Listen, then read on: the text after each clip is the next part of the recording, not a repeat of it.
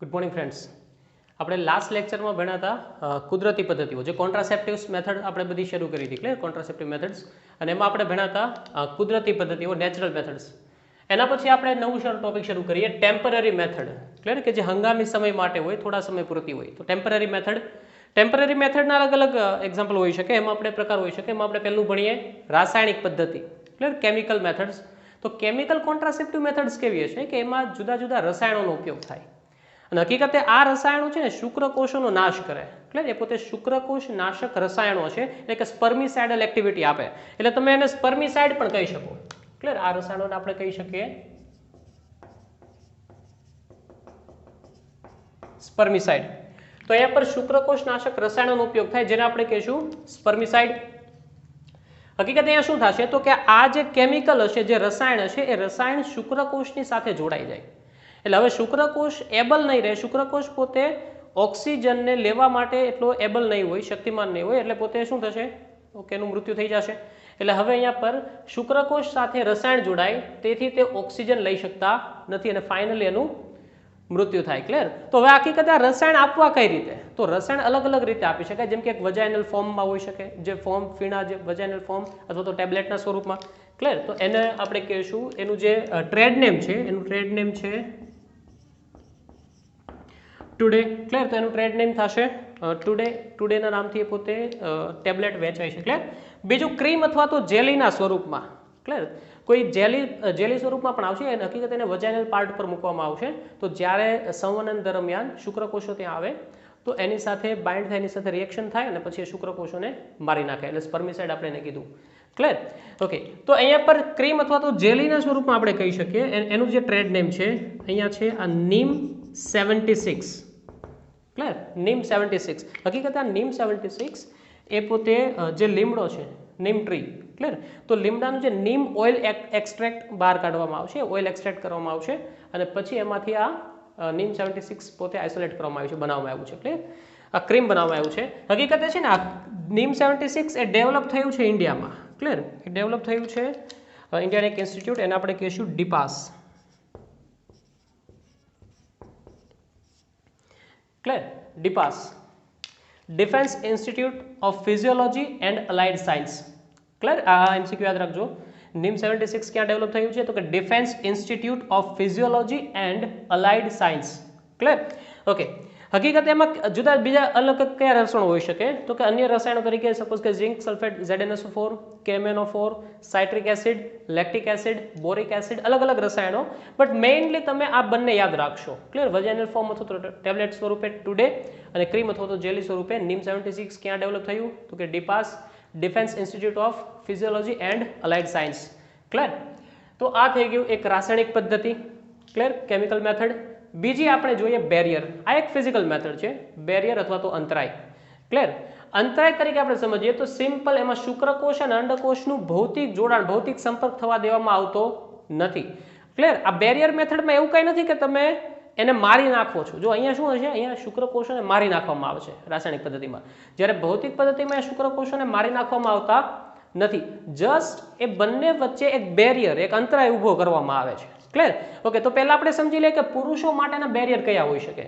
તો એને આપણે કહીશું નિરોધ અથવા તો કોન્ડમ, ક્લિયર. હકીકતે આ એક રબર કે લેટેક્સનું બનેલું હશે, ક્લિયર. નિરોધ એ હકીકતે એક ટ્રેડ નેમ છે, ક્લિયર. એ કોઈ this is not the Gujarati translation of condom. આ એક પ્રકારનું ટ્રેડ નેમ છે, ક્લિયર. નિરોધ એક પોતે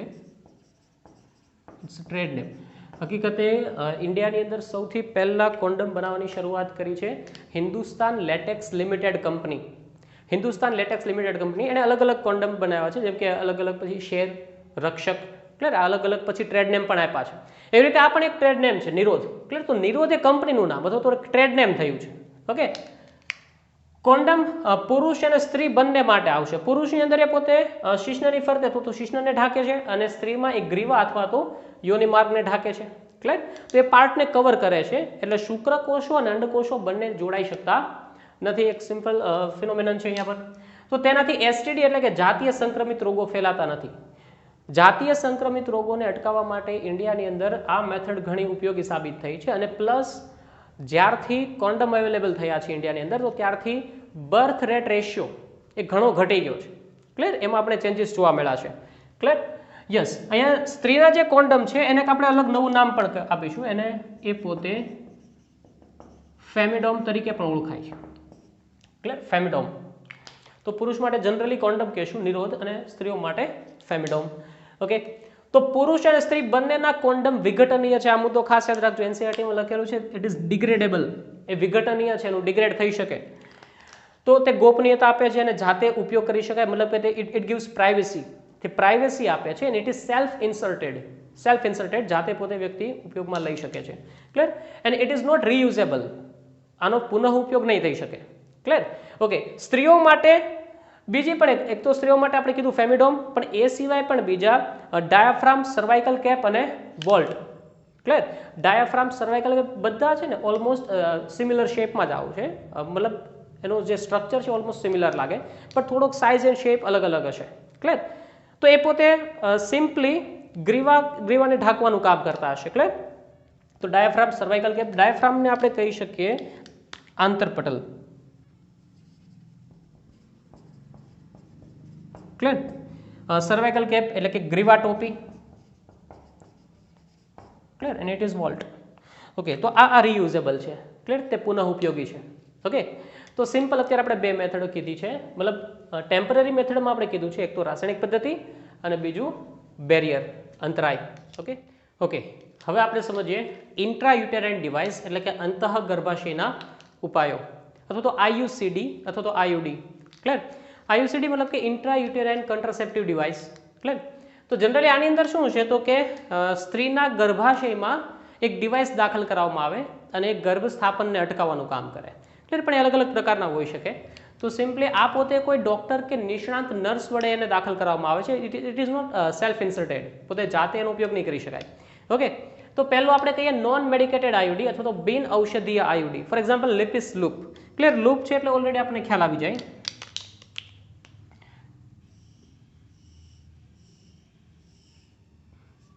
ક્લિયર, તો આ પ્રકારનું થોડું ઘણું એનો શેપ આવશે,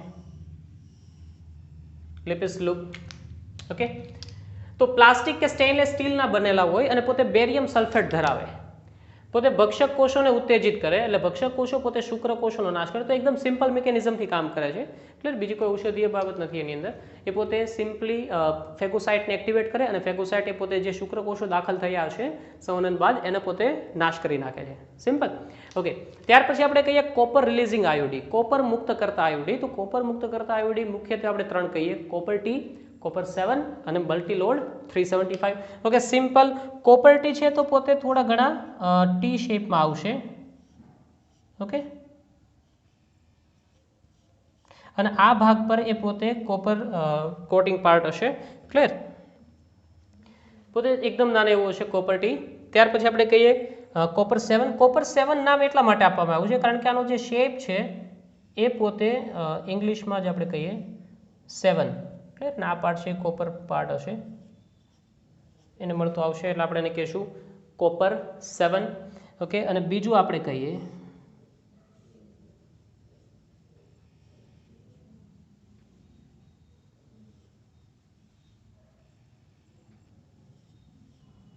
આ થઈ જશે, અહીંયા પર કોપર પાર્ટ આવશે અને આપણે કહીશું મલ્ટીલોડ 375. ઓકે,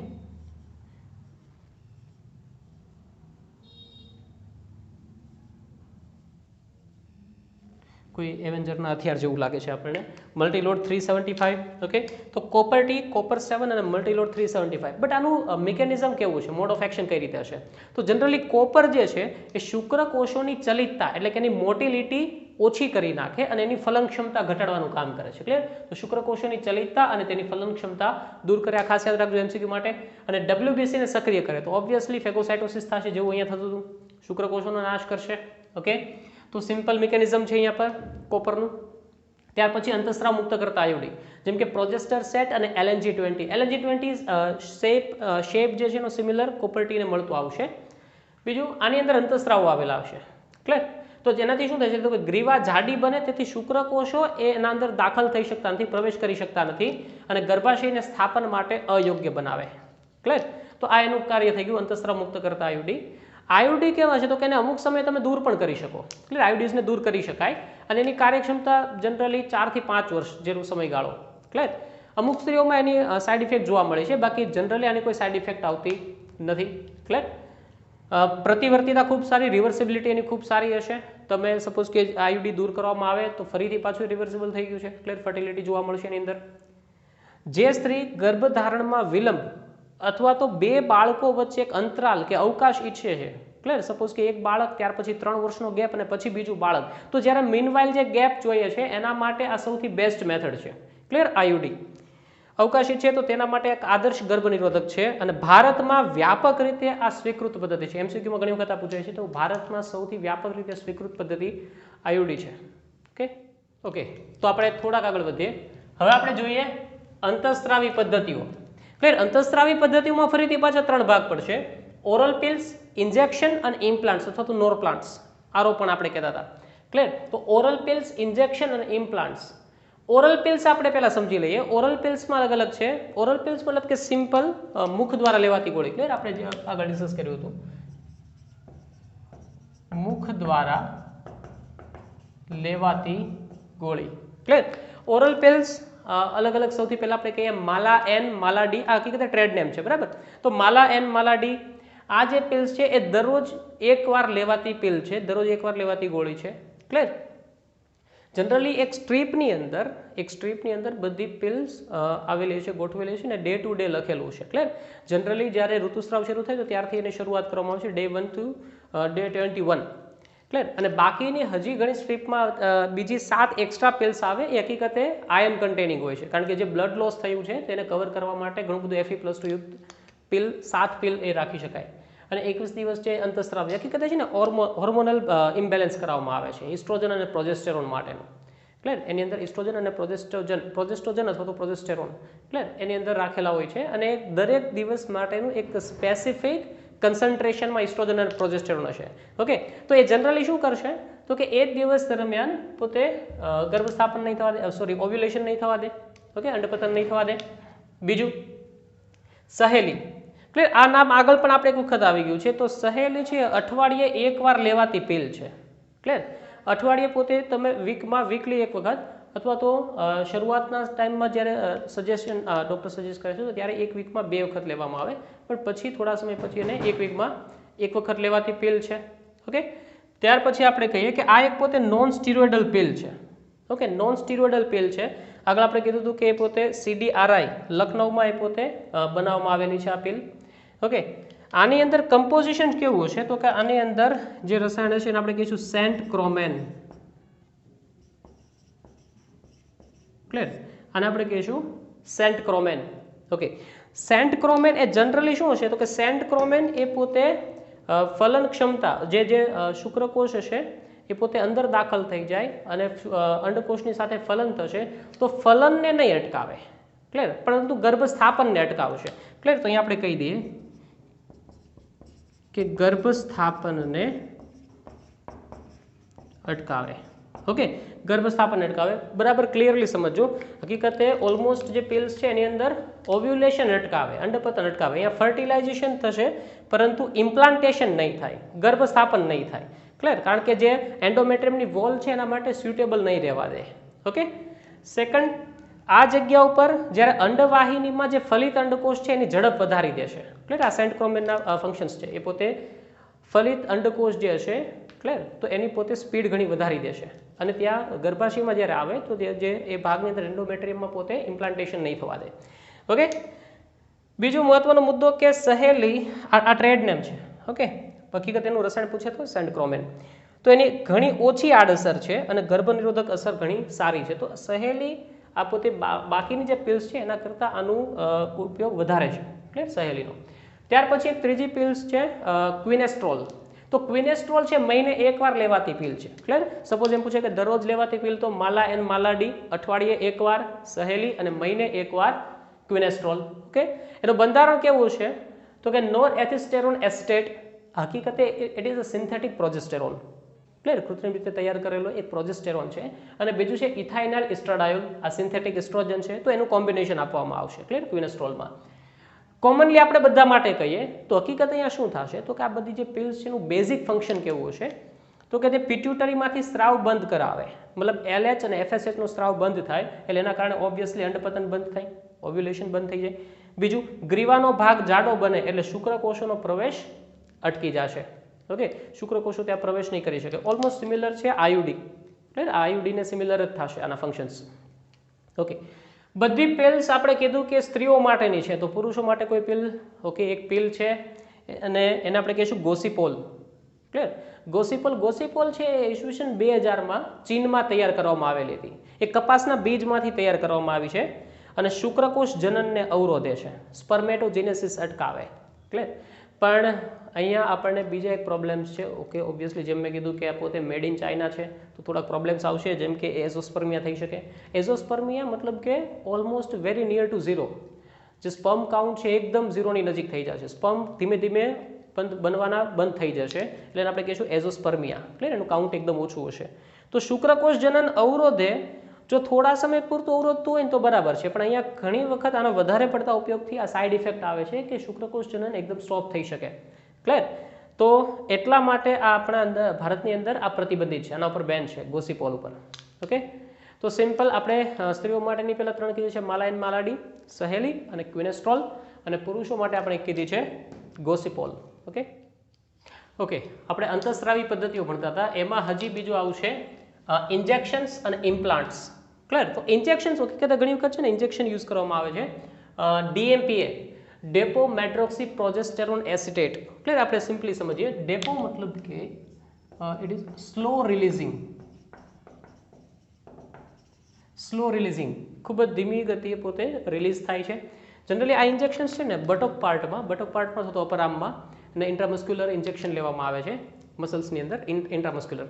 ઓકે, જનરલી આ પોતે એકદમ સ્લોલી રિલીઝ થાય છે બોડીમાં થ્રુ આઉટ અને એ પોતે અંડપતનને અટકાવવાનું કામ કરશે. જનરલી આનો MCQ પૂછાય છે અને આનું ટ્રેડ નેમ છે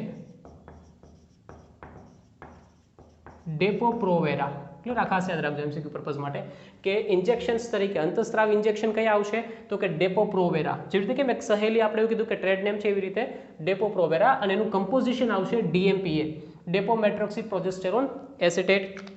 ઓકે, ત્યાર પછી આપણે કહીએ ઇમ્પ્લાન્ટ્સ.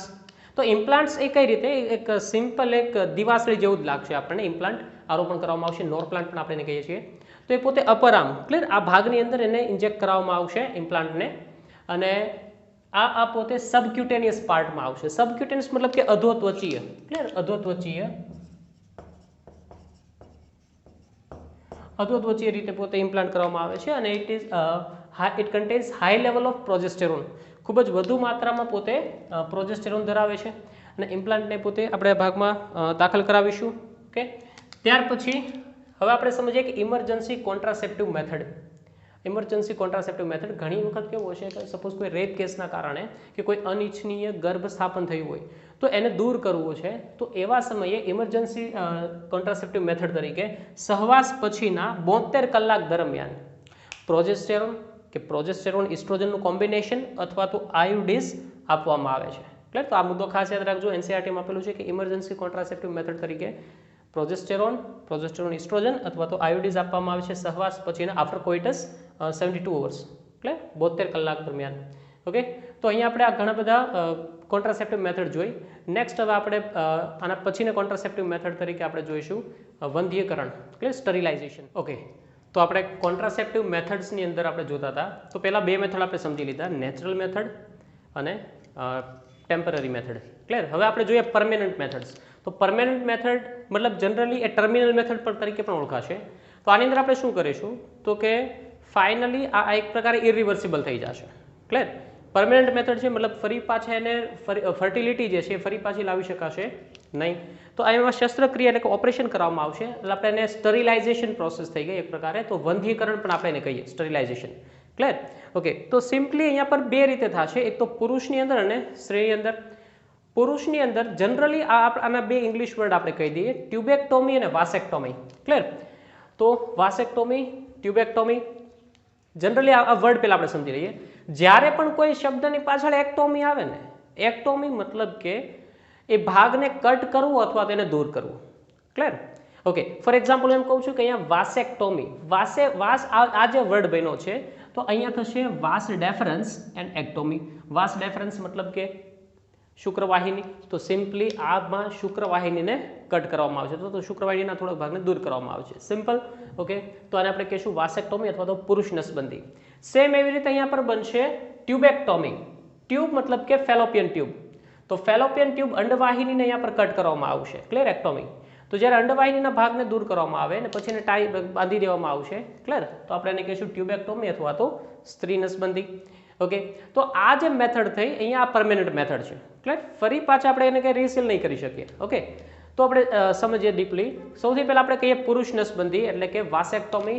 અહીંયા આપણે વાસ ડેફરન્સ એટલે કે શુક્રવાહિનીને કટ કરવાની છે. ઓકે, તો સાંભળો, સૌથી પહેલાં તો વૃષણ કોથળીની નજીકના ભાગે, ક્લિયર, વૃષણ કોથળીથી એકદમ નજીક ત્યાં એક ચીરો પાડવામાં આવશે, ક્લિયર, અને એમાં અંદર આપણે સ્કાલ્પેલને બધાને યુઝ કરીને જે શુક્રવાહિનીનો પોર્શન, કારણ કે એ ત્યાં એકદમ નજીક હશે સ્કિનની નજીક, તો શુક્રવાહિનીના એ ભાગને બહાર કાઢી અને ત્યાં કટ કરવામાં આવશે, ક્લિયર. અને બંને છેડા જે છે, જે બે ટુકડા થયા, ક્લિયર, થોડોક ભાગ ત્યાંથી આપણે દૂર કરી લેશું અને બંને ટુકડાને બાંધી દેવામાં આવશે. ઓકે, તો એકદમ સિમ્પલ મેથડ છે. અને આની અંદર વૃષણ કોથળીને અહીંયા પર શુક્રવાહિનીને કાપીને બાંધી દેવામાં આવે છે, એટલે કે સિમ્પલ મેથડ. દાખલા તરીકે આ થઈ ગઈ છે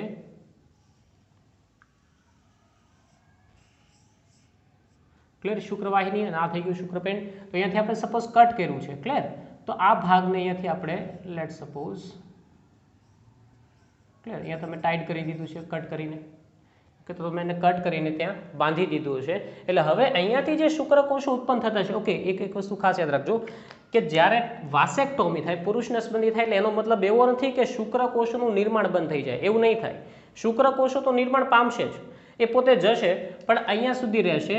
તો શું થશે, મતલબ કે કન્ટિન્યુઅસલી ઘણા બધા કરોડોની સંખ્યામાં શુક્રકોષો હોય તો આ ભાગ ફૂલી જશે નહીં. અહીંયા શું થશે, ફેગોસાઇટોસિસ, ક્લિયર, ફેગોસાઇટોસિસ. શુક્રકોષોનું આયુષ્ય જે છે, ક્લિયર, તો 2 થી 3 દિવસનું, તો ત્યાર પછી અહીંયા ફેગોસાઇટોસિસ થઈ જશે, એને મારી નાખવામાં આવશે, એનું કન્ફેક્શન થઈ જશે. ઓકે, તો આ રીતે થશે. તો આ થઈ ગઈ પુરુષ નસબંધી. ઓકે, તો આપણે એક કામ કરીએ, પુરુષ નસબંધીને એક આપણે વિડીયોમાં જોઈ લઈએ.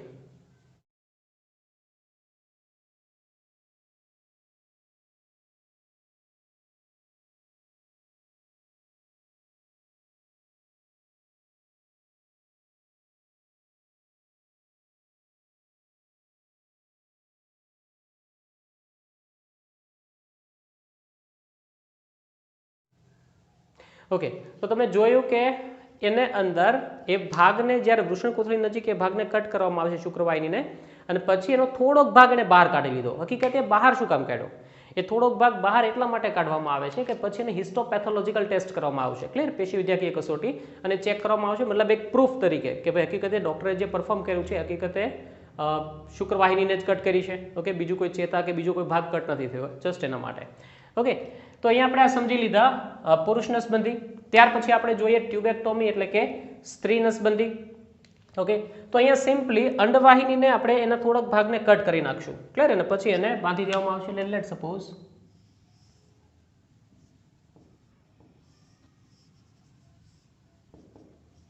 ઓકે, તો આ પોર્શન આખો જે ભાગ થઈ ગયો, સેમ એવું આ બાજુ પણ હશે. ઓકે, તો આ અંડવાહિની, તો અંડવાહિનીમાં અહીંયાથી આપણે એને કટ કરી દઈશું. ઓકે, એને કટ કરીને પછી એ ભાગને અહીંયા પર તમે બાંધી પણ શકો છો. ઓકે, આપણે એને બાંધી દઈશું. તો અહીંયા પર જે અંડકોષ ઉત્પન્ન થશે સેમ પ્રોસેસ, એનું પણ ફેગોસાઇટોસિસ થઈ જશે, એટલે એ પણ જીવન નથી. ઓકે, આપણે એક કામ કરીએ, સ્ત્રી નસબંધીને પણ એક વિડીયોથી જોઈ લઈએ.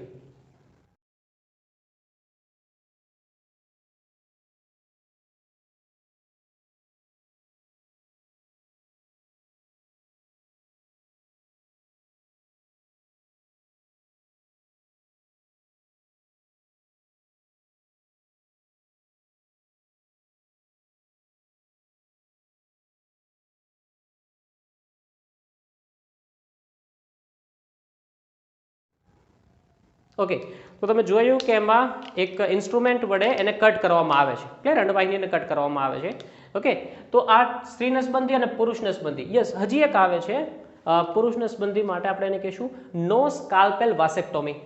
નો સ્કાલ્પેલ વાસેક્ટોમી, NSP, ક્લિયર? તો મતલબ એવું કોઈ પોસિબલ છે કે તમે સ્કાલ્પેલ મતલબ કે કોઈને કટ કર્યા વગર તમે વાસેક્ટોમી કરી શકો? નહીં, હકીકતે પોસિબલ નથી, બટ જસ્ટ દર્દીને ટૂંકમાં થોડી ઘણી રાહત રહે મેન્ટલી એટલા માટે જસ્ટ કહેવામાં આવે છે કે નો સ્કાલ્પેલ વાસેક્ટોમી. બાકી ઓપરેશન તમે સર્જરી કરશો, તમે ડૉક્ટર બનશો, સર્જરી કરશો તો ક્યારેય ચીરો પાડ્યા વગર તો સર્જરી પોસિબલ જ નથી. ઓકે, તો જસ્ટ એક એમાં શું થશે, એક નાનો એવો ચીરો પાડવામાં આવે છે, ક્લિયર, અને એમાં શુક્રવાહિનીને જ બહાર કાઢી લેવામાં આવે અને ત્યાં એને કટ કરીશું, ક્લિયર, એટલે નો સ્કાલ્પેલ વાસેક્ટોમી એને કહેશું. ઓકે, તો હકીકતે આ વાસેક્ટોમી અને ટ્યુબેક્ટોમી એ બંને ઇરિવર્સિબલ થઈ ગઈ. આ બંને મેથડ ઇરિવર્સિબલ છે, મતલબ એ ફરી પાછું કંઈ એવું નથી કે આપણે પાછા રિસીલ કરી શકીએ, ક્લિયર. તો એક મેથડ છે, યસ, એક મેથડ છે એ હકીકત, ક્લિયર, આપણે એને કહીશું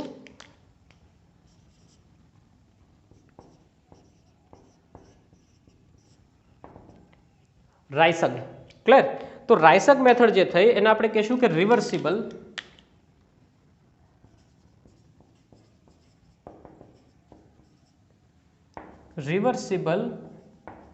inhibition of sperm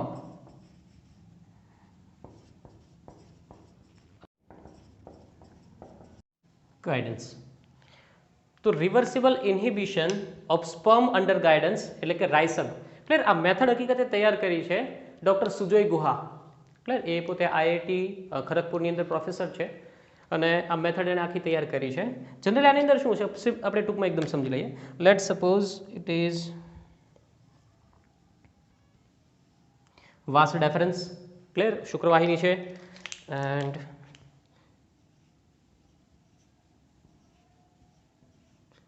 these are some happy sperm cells because they are moving forward for ejaculation.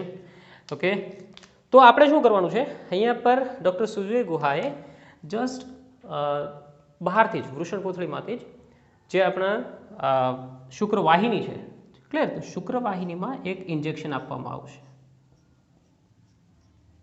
Okay, શુક્રવાહિનીમાં એક ઇન્જેક્શન આપવામાં આવશે, that is SMA, styrene maleic anhydride.